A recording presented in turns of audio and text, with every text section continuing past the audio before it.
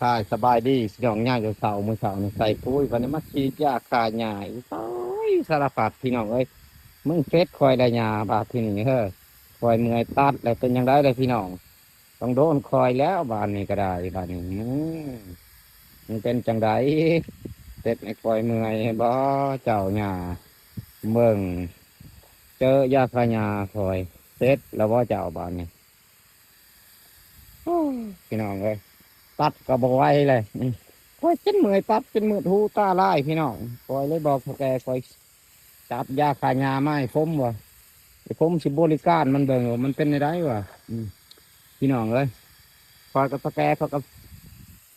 จัดมาตามคำคอคอยพี่น้องเลยคอยคอมาอะไรจังได้สแกก็จัดให้คอยแบบนั้นพี่น้องคอยสแกคอยใจดีเลยพี่น้องเลยอ่ะอ่ะแกเอาแล้วแต่เองเหรออ่ะผมสีจัดการเบิ่งไอ้ยานี่มันเป็นจังไดพี่น้อง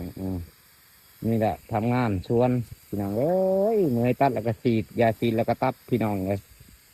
พวกที่ว่าตัดลูกออกยังออกแล้วก็ต้องฉีดพี่น้องเอ้ยตัดบ่ไหว้พี่น้องมันเข้าหนาฝนแล้วพี่น้องมันเข้าหนาฝนเบาแม่นก็เมื่อยตัดเมื่อยยังเลยพี่น้องเลยฉีดกับเมียต้องต่อยแล้วสองคนพี่น้องเอ้ยบ่เบาเลยพี่น้องเลยอ่ะอีกทีเห็นก็กดไลค์กดแชร์ขอฝากคลิปไปด้วยพี่น้อง ฝากคลิปต่อไปงาต้องเจอคอยพี่น้องเลย